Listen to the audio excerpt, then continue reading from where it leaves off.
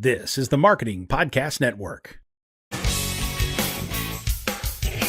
Stories influence, teach, and inspire us. But what about the storytellers who create them? Uncorking a Story profiles storytellers to uncover how their background and life experiences influence the stories they create. We learn what motivates them, their path to success, and what fuels them to keep creating. It all starts by asking one simple question: where does your story begin? Welcome to Uncorking a Story. Now here's your host, Mike Carlin. Hello and welcome to Uncorking a Story. I'm your host, Mike Carlin, and today I'm pleased to introduce you to Maya Smart.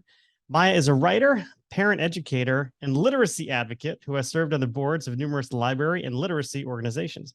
She joins me today to talk about her book, Reading for Our Lives, a literacy action plan from birth to six, in which she provides a clear step-by-step guide to helping your child thrive as a reader and a learner. Welcome to Uncorking a Story, Maya. Thanks so much for having me. I'm excited to be here. Well, I'm excited to have you here. There's a lot of things I want to cover in our conversation because I am the father of three. Of course, I should have read this book 20 years ago when they were born. We have triplets. But I don't have a time machine, so I can't go back. But I'm going to ask you the question I ask everybody as we begin these conversations, which is, Maya, where does your story as an author begin?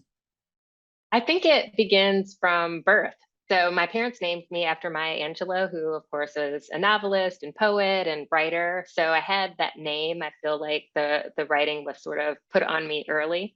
And then I remember my first grade teacher, Mrs. Harpley, had us make little books, and we used wallpaper to make the covers, and there was cardboard, but they were kind of a bound little book. And I remember just being so proud to hold that in my hands as a first grader.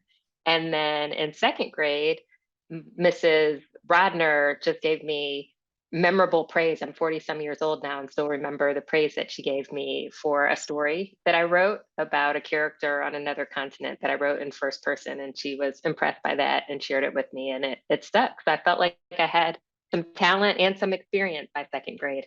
Do you remember the title of that story where you had praise heaped upon you? I do not remember the title of the story. I just remember that there was something that she thought was interesting about the fact that I wrote this story in first person about a character in a distant place.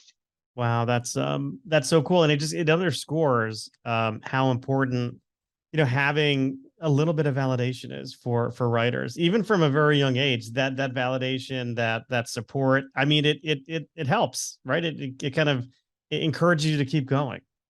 Yes. So it's a good reminder for parents and everyone that to give the bit of praise, don't take it for granted that the person knows that or sees that thing in themselves that you see in them. Yeah. So, and of course, you have a lot to live up to with your name. So that you had to, it's a little bit of a, those are some, I don't want to say big shoes to fill. But with the expectation there, that's, an interesting observation. But did you always want to be a writer? I mean, from the time you were a kid, did you know that this is what you wanted to do for a living, or did your sort of career take a couple of different turns? I always thought I would be a writer of some sort. So the big question was just what kind of writing would it be? So I wrote some poetry when I was younger, and I have written a picture book that's hidden in a drawer somewhere. And I have professionally worked as a journalist. So wrote hundreds and hundreds of articles in business journalism and education, and eventually got to the point of doing something book length. So I knew I would be a writer, wasn't sure what form it would take. Right. So you had it though. I mean, I just interviewed a Nobel Prize winner who said, I never dreamed of being a writer. And like wasn't even an option for him. And then through life experiences, he started documenting things, and lo and behold, this is what he does. But you had this sense. You had the sense that you wanted to write. Absolutely. Took a couple detours. My first job after college was in investment banking, and that lasted very, very briefly. Now, were you on the banking side, or were you on the communication side, or what side? No, I was on the banking side. Oh boy. I probably should have been a research analyst of some sort, but I did internships in college with an investment bank the summer after my sophomore year, the summer after my junior year, and then went to work for them briefly in London after I graduated. Uh-huh. And once it was a permanent career thing, then it was very obvious that that was not the path. Yeah. How did you know? How did you know, and how long did it take for you to connect those dots? Oh, within weeks, I realized that there wasn't anything that I enjoyed about those spreadsheets. But I did enjoy the cities that I lived in. So the first internship took me to New York, and the second internship took me to London. So Yeah, I enjoyed those experiences of living somewhere new and moving, but not the actual work itself. I So it know. was just funny that it hadn't occurred to me, even though I always knew I would be a writer. It hadn't occurred to me to make that the first career choice that someone else was paying you to do. It was like the writing was something I knew I would do, but thought I would do on my own time. Yeah. Well, I mean, all these things always work out the way they're supposed to work out. And if you hadn't had that experience, something else may not have come your way. But I mean, I remember taking a job once, and I knew the minute I walked in the door of my first day that this was just not going to be the right thing. And, it was a few months later that it came to an end. But um, the one thing about investment banking and those high finance jobs is it provides you with access to a lifestyle which can be appealing, but it's not enough to kind of sell your soul for. That's what I did, my personal feeling anyway. Absolutely. So after that, what did you do? What did you wind up doing? How did you get into kind of writing for a living? So I knew I was interested in writing, and I had this resume though that had all this investment banking experience. So my next move after that was into investor relations. So that was, writing about different financial news and releases and kind of pitching some of our clients and all of that stuff. So investor relations and media relations. Then I went to journalism school to kind of fully make the transition. But even there, stayed businessy. So my first professional writing job, I did start freelancing before I went to the Medill School of Journalism at Northwestern. But after graduation from that master's program, I was the first online reporter for Crane's Cleveland Business, which is a weekly business publication. So finally inching toward writing, but not quite yet into my sweet spot in terms of the content that I was writing about. Yeah. So when did that turn happen? When did you get to start writing stuff that you really were interested in writing about? I got married shortly after I started working at Crane's Cleveland Business, and my husband is a college basketball coach. So in that profession, you move around a lot in order to move up in the business. So we very quickly moved to Clemson, South Carolina, and I had to think, well, what do I want to do, knowing that we might move again shortly anyway. So we were there a couple of years, and we were in Gainesville, Florida, then we were in Richmond, Virginia. So knowing that moving was in my future, I just chose to freelance and write magazine articles. All right. But again, the things I was most interested in were not necessarily the things that paid the best when you think about making writing a career. Yeah. You have this choice of writing, writing what pays well and writing what you're most interested in. And so that was sort of a journey over time to figure out Yeah. what I was willing to commit to and write in depth. And what were you most interested in? I have been interested in a kind of, I think of it as kind of a personal journalism.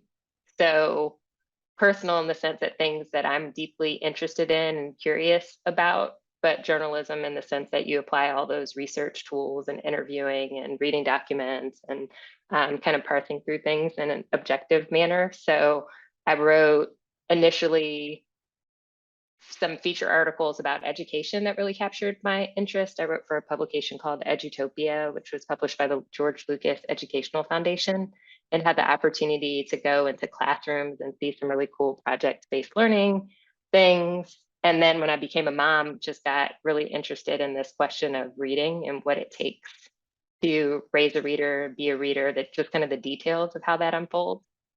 Yeah. Well, tell me, how did this book come about? Reading for Our Lives. Ooh, here it is for everyone who can get on YouTube. How did this book come about? So my daughter is now almost 11 years old, but when she was little, we named her Zora after Zora Neale Hurston. So put the writing stamp on her as well, just as my parents did with me. But before you write, you read. And so I would read to her all the time. And that was sort of the extent of the advice that I had gotten about how to raise a reader. Have lots of books around the house, take them to the library, read to them every night. And it seemed to me that something was missing in the process of reading development for the child. Is what exactly are they getting from the parent reading? And so just curiosity, started reading a lot of news articles that highlighted disparities among children based on ethnicity and race and socioeconomic background. And there are all these kind of questions for me about what accounts for the differences in reading results. And if kids are labeled as behind upon kindergarten entry, then it seemed to me that there was more information that parents needed prior to kindergarten to get them ready. They're just asking a lot of questions, reading a lot of things, and starting as my own personal understanding grew deeper, I was able to then engage more deeply with different experts in different disciplines around how reading unfolds. Yeah. And then you feel compelled to kind of put this together in a book. Absolutely, because like you, this was the book I needed but didn't have. Yeah. So even though I was really curious about it and spent a lot of time digging into it, and then also volunteering with early childhood programs and literacy coalitions and library foundations and all of those, exploring it from all those different angles, a lot of the key things that I learned after they were too late to intentionally apply with my own child. So she Yeah. turned out fine. She was a wonderful, skilled, and fluent reader, but there are things I would have done differently had I known. Yeah. I think about it, we have triplets, they're 20 years old. And oh my God, they're probably closer to 21 now than 20, which is a very sobering thought. But um, I think about them when they were born, right? And all that we did for them, right? We had to feed them, we had to change them, we had to take care of their physical well-being. And yeah, a lot of that was a lot of time was spent reading to them as well. You use a term though that I really kind of clued into, which is language nutrition. Um, tell me, what do you mean by language nutrition? Because it really did spark something in my head, but I'd love to hear your take on it.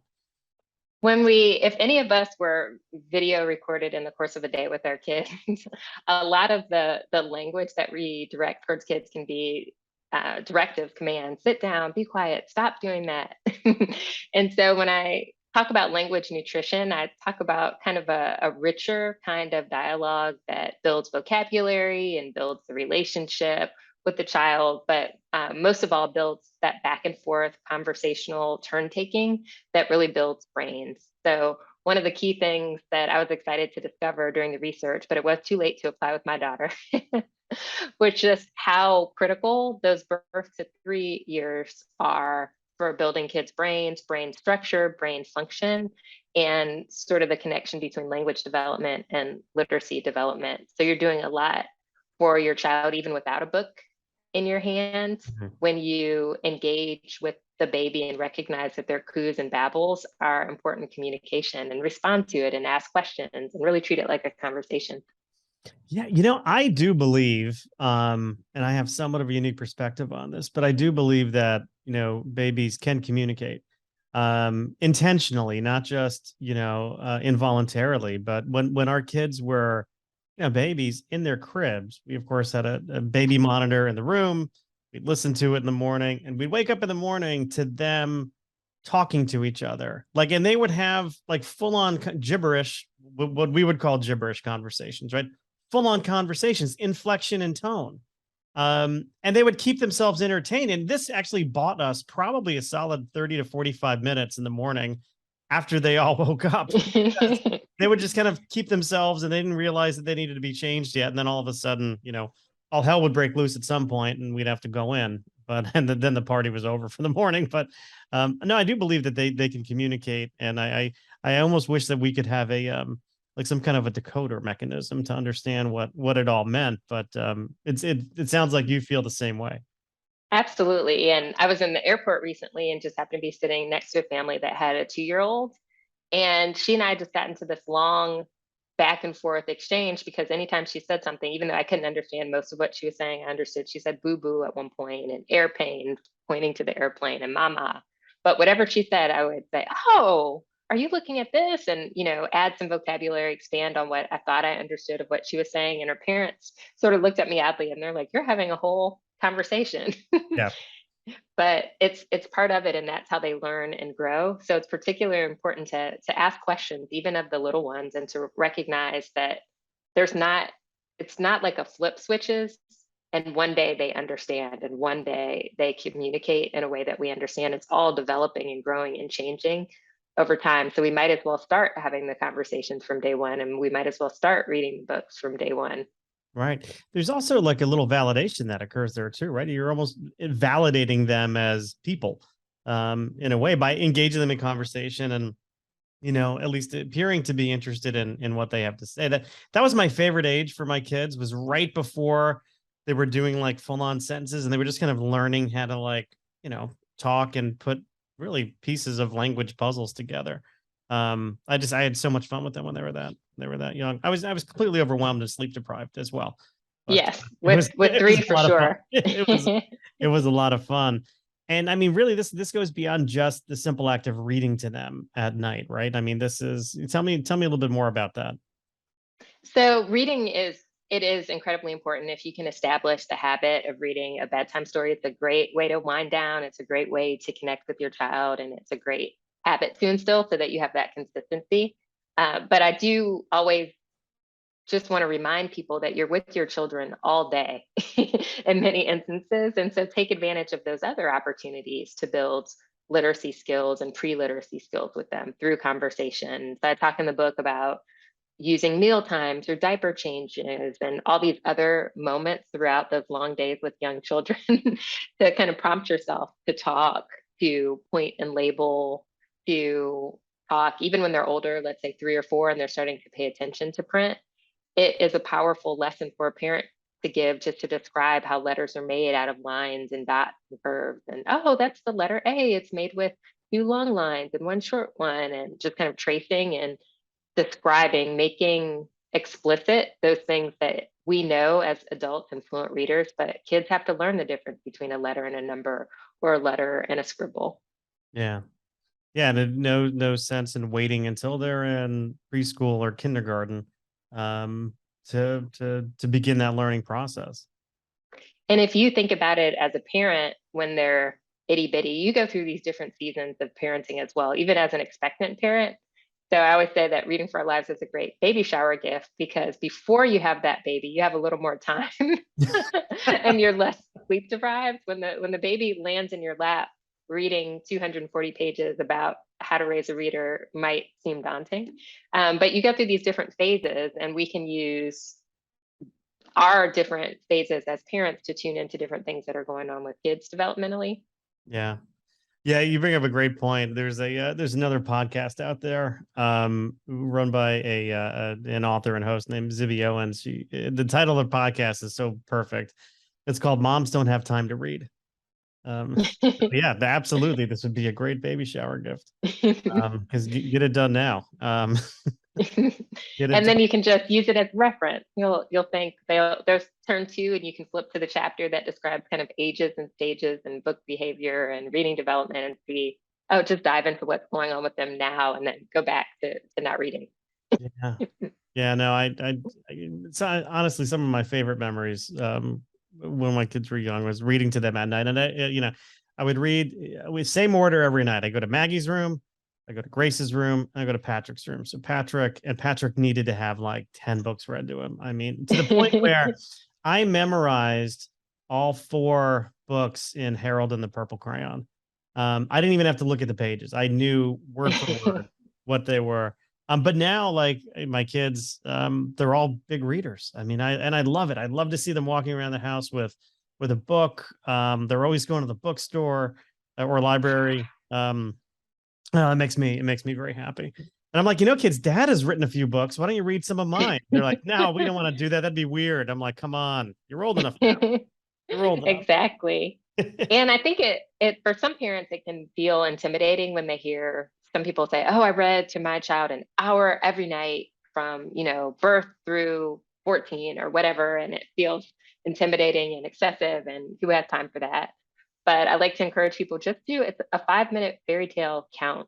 Yeah. And normally if you sit down with the intention, you're like, okay, today I've just got this one board book and we're going to do that. Sometimes it flows into another book and another book. But so it's okay to start with the 5 minutes. Now with my son, because he just wanted so many stories, I would always fall asleep on his bed, just like with a book on my nose. I mean, it was just yeah, that's where my wife would find me. She's like, I didn't know where you were, and I'm like passed out in Patrick's room. But so what do you think? Like people like let's say, every new parent now reads this book. What happens in our society and our culture? I think we have kind of an army of really informed people who know how reading develops. Parents will have greater insight into reading instruction when kids get school age and reading curriculum. We have a lot of challenges now in terms of some kids just never becoming skilled or fluent readers. There was a stat mentioned on a morning show that I was on earlier in the week that said that 50% of Americans read below a sixth grade level. Well, sixth grade level is not going to cut it for most professional jobs and for people to sort of fulfill their potential as citizens and leaders and parents. So it's kind of an urgent challenge that we face as a society. And I think that we just need more people who are well versed in the foundations of reading development. So if parents read this and they understand how as parents you can teach vocabulary and teach kids to have awareness of sounds within words and teach letter sounds and teach kids to make those connections between letters and sounds and teach some introductory spelling things, and you're just a savvier person who can then influence policy and curriculum and all these things on a broader scale. So I think the book is about, on one hand, supporting and nurturing your own child, but it's also about advocating for change for all children. That statistic you mentioned, from that morning show where, what was it? 60% of people read below a sixth grade reading level. Was that right? I think it's 50%, they said. 50%. Well, I mean, that certainly explains or partially explains the success of 50 Shades of Grey, because that book, if that was at a sixth grade reading level, I'd be shocked. But I digress. I digress. But, I have to imagine, even much more so than math, reading, reading ability is got to be a powerful predictor for success later on in life. Absolutely. It affects everything from health outcomes to employment prospects to likelihood of incarceration. And I think what's going on now is that in some ways, people are able to get by with lower levels of literacy than in the past because of an assist from technology.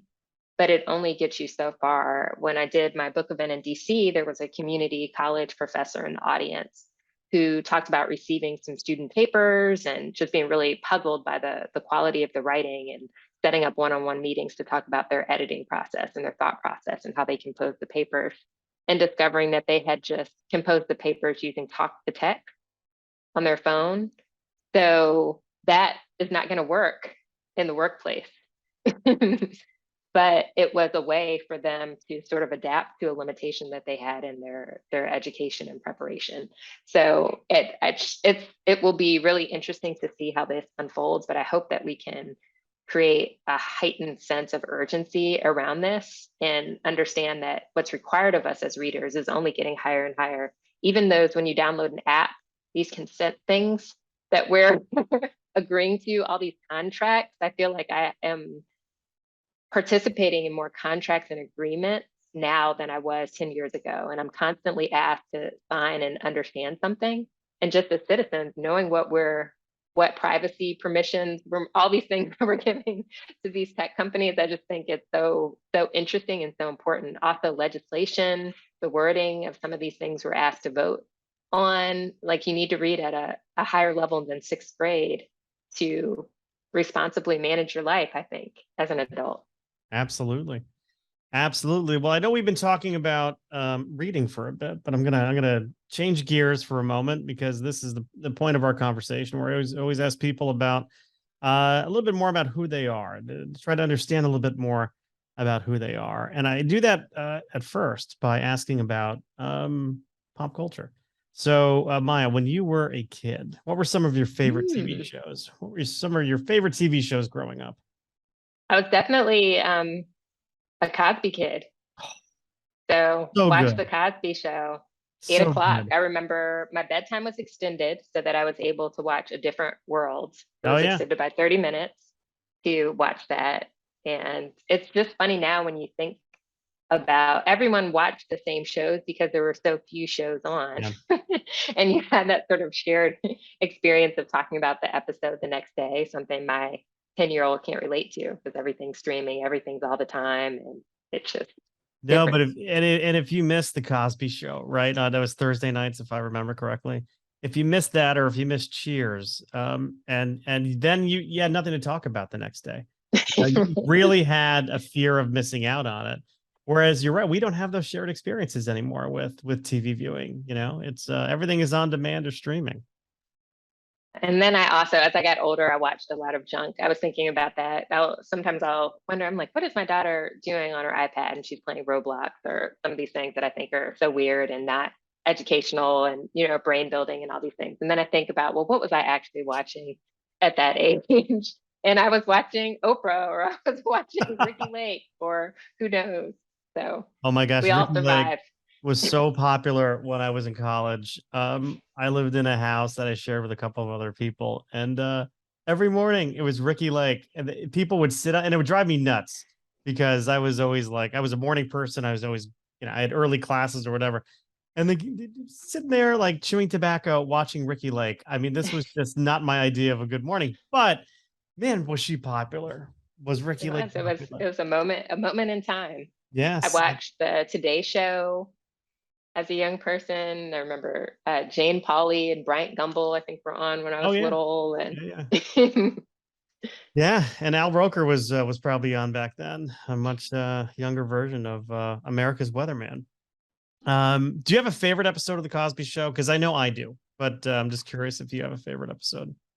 I have sort of moments that I remember. I remember there was one episode where Theo had a Gordon Gartrell shirt. It was like these patchwork kind of button down shirts that no one would wear today. So that's one memory. I just remember um, Felicia Rashad as Claire Huxtable, just some of her facial expressions and those mom looks she would give. I try to emulate those now as a mom, like just Yeah, give them a look. yeah, yeah. I have to say mine, and my wife agrees. So I know that there's some truth to this one. Um, he goes to buy a car. All right. So Dr. Huxtable goes to buy a car, and Sinbad, the comedian, is the salesman. But you know, Cliff Huxtable says to Theo, do not tell them that I'm a doctor. Do not let it slip that I'm a doctor, because then it's going to ruin his negotiating, right? So the deal's about to go through, and then Gilbert Gottfried, guest star, kind of walks by and says, "Oh, Doctor Huxtable," and then and it was off to whatever. Hey, that's what I remember. That's my favorite episode of the Cosby Show, right? Most memorable, anyway. Yes. How about musical artists growing up? Who did you like to listen to? So growing up in our car, it was always WZAK 93.1 FM, which was a Cleveland R&B station. So just listened to a lot of R&B as a kid. Yeah, Cleveland. So did you grow up in Cleveland? I grew up in Akron, so Okay. about 25 miles or minutes away. Got it. Yeah, Cleveland. Cleveland was a big music city. I mean, there was a lot of rock and roll history in Cleveland, Ohio. And then we had Bone Thugs and Harmony from Cleveland was our big contribution to hip hop at that time. Wow. When I was a kid, we had this old station wagon with an 8-track player in it. I thought it was the coolest thing in the world. We had an 8-track player and a CB radio, which came in handy when we ran out of gas. But in that, my parents are a little bit on the older side. They just turned 90. So growing up, they always had like these like big band music. But Perry Como, Pure Gold, I'll never forget it. That's what that was my childhood memory. Is Perry Como in the 8-track player. And to this day, I danced with my mother to a Perry Como song at my wedding. Um, but there you go. How do you, because I do believe that we all have inner children inside us, Maya. How do you feed your inner child, if at all? I That is an interesting. Do I think about my inner child and how I like to laugh? I find myself funnier than many of my relatives, but I crack myself up. So I can often be found just laughing. I'm introverted. I'm an only child. So I think I have just kind of a rich interior life, and I have a running monologue of things that I think are funny and playful. I'm not I'm not so much into games, particularly if they have dice, like things like that, to sort of kill my spirit. Like a game where you're moving a token around the board in a circle after rolling dice, those sorts of things do not feed my inner child. But I would say just laughing to myself, reading, like to spend time outside, walking, kayaking, that sort of thing. Yeah, getting out into nature. Absolutely. So, but no Monopoly for you. No, it's really, really challenging for me. The worst game though is Payday, which is, it has cash like Monopoly, but there are moments of fun and joy in a Monopoly game if it doesn't last too long. But Payday is the worst board game ever. No, Monopoly can go on. I mean, when we used to play as kids, it could go on forever. And you have to almost make up your own rules. And I think everyone does that to some extent, but just to have the damn game end. In what ways, if any, is writing therapeutic for you? I think it helps me organize my thoughts. I have a lot of thoughts and interests, so the act of writing just kind of imposes some boundaries and helps me get things in a manageable, workable order. Mm-hmm. And then when you have the intent to write something, but you're staring at the blank page, or blank computer screen, depending on how you write, what does that do for you? What does the blank page do? What kind of emotions do you experience? It just makes me recognize that I haven't done enough reading or research. So I think even more than a writer, I've always wanted to be a professional reader, but so far I haven't discovered a job. The closest I came was I recorded the audiobook version of my book. So that was the closest I've gotten to being compensated just for reading. But Wow. ordinarily you have to read and then write something about what you read. You can't just read and keep it to yourself. Yeah, that's a long process. That's a labor of love, recording an audiobook. Much easier and shorter than writing the book for sure. Oh, there you go. Thinking about publishing, are there any lessons about publishing that you felt like you learned the hard way? I think the I don't know that I learned it the hard way. It's you just have to do the work. I think I spent a lot of time. I had a great sense of urgency about getting this book out into the world when COVID hit. So I finished a book proposal, got a literary agent in May of 2020, and then had the book deal by July of 2020, and then a book contract by the book was due August of 2021. So prior to that, I had always known I was going to be a writer and would write something, but I really needed a deadline and external accountability. So I'm not someone who could have self-published a book I never would have finished. I never would have felt like it was good enough for readers. So I guess one lesson I learned is just get some kind of deadline, some kind of accountability partner or system to get it done. Would you would this have come to be if not for the pandemic? I mean, were you planning it before that?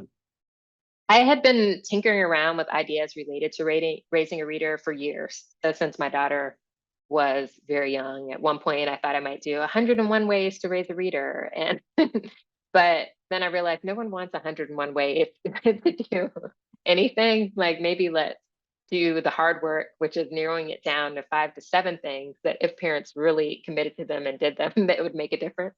Yeah. So I think that was definitely COVID and getting an agent, just finally saying parents are home with kids, they're struggling, they don't know what to do, and they're seeing that virtual education isn't effective, particularly with the little ones. That was another form of external accountability, feeling like I really had something to contribute that could help real people in the world. Yeah. Kind of going through that process of writing the proposal, finding the agent, getting the publishing deal. Did you learn anything about yourself during that process? I learned that I have a really good support system. So I had people who could help, people who could give good advice. I learned that I was good at following instructions. So I was thanking someone who'd given me some feedback on my book proposal and actually introduced me to my agent and some other important milestones. And I was just giving him like these just profuse thanks. And he said, I give a lot of people that same advice and those same introductions, and they haven't made of it what you have. So I think I learned that if I respect the giver of the advice, I will follow the instructions and can execute.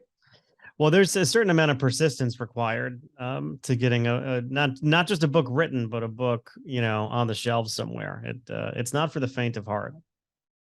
Yes, and there are definitely days where you have to be your own cheerleader. So something that was helpful for me, I have a couple playlists of just like a minimal number of songs. Like some just have like 2 or 3 songs on them. And that's like some days like you have to almost brainwash yourself. So I'll put in one of those playlists and it'll play on a loop these messages that I need to give myself to keep pushing, to stay the course. Because it's, for me, it was an extraordinary challenge going from years of experience writing articles to something book length. It's not, I think I thought it would be a collection of articles, and it's not. It's its own thing, and you have to make these parts work together and kind of create a journey or a transformation for the reader. So it was definitely a step up in terms of degree of difficulty. Yeah. So just thinking about your experience, what advice would you give to somebody who comes up to you and says, "Hey, Maya, I want to be an author. I want to write something, whether it's fiction or nonfiction, it doesn't matter." But from your experience, what would you tell that person? To take yourself seriously was really hard for me to carve out the time to work specifically on this project that didn't yet have an audience. And for me, putting time on the calendar, if I said, "Oh, I'm going to work on this from Wednesdays from 10 to noon," or whatever the case was, that didn't work for me. I kind of didn't respect these time blocks in the way that I definitely, if I had a doctor's appointment or a dentist appointment, there's no question that I would show up at the appointed time, but it was really hard for me to keep those appointments with myself. So what helped me more than the time on the calendar was the space to write. So as we're talking, I'm sitting in a little office. I think it's like 10 feet by 10 feet, if that. And so this is kind of my work space. So having that dedicated space, when I step through the door, I'm going to do something that contributes to the writing of a book or the promoting of a book. So that was really helpful for me. So I think taking yourself seriously, finding a designated time, if that works for you, or a space, which worked for me. The external accountability, it could be a writing coach that demands, 20 pages every month or whatever it is that works for you, or the accountability of this imagined audience that you think could really benefit from the information that you have to share. So deadlines and boundaries, accountability, all that helps. Well, now that you've given some words of advice to an aspiring writer, if you could give some words of advice to your younger self, what would you tell the younger Maya? What would you whisper into her ear, or what would you write down and send to her as a letter? Since we are talking about reading and writing, I would tell her to just pick something and go through the process with it. So there was a stretch for years where I would write a book proposal and then I'd say, "Oh, that's not the right topic for me." And then I write another proposal. And I think it would have been good. There are so many lessons you can only learn by actually writing the book. You just have to kind of do it. And so I read every book proposal book under the sun, and I attended lots of writing conferences and have this rich network of writing friends. And so that is wonderful. And I advocate that, definitely taking part in writing groups, not necessarily critique groups, but groups of writers who are learning about the business of writing and publishing. But I would definitely say you have to do the work. Reading a book about how to write a book is not the same as writing a book. Yeah. Do the work. Well, where can people buy Reading for Our Lives? Reading for Our Lives is available at all major retailers. So you can find it on Amazon.com, bookshop.org, I believe, and Barnes and Noble and other places. And on my website, mayasmart.com, that's MAYASMART.com/book. I have links to my book page on a dozen different websites. So you can pick the retailer of your choice. There you go. And Maya, if on social media, where can people go to follow you or learn more? I'm most active on Instagram, where I'm Maya Smarty with a Y. Maya Smart was taken. And on Pinterest, I have a lot of resources for parents there, and I'm slash Maya Smart on Pinterest and Maya Smart on Twitter. And my website, mayasmart.com, publishes each week new resources and lists of picture books and other literacy activities for parents for free. Amazing, amazing. Well, Maya, thank you so much for taking the time to chat with me and the listeners of Uncorking a Story, and all the best with the book. Thank you so much for your time. It was wonderful chatting with you.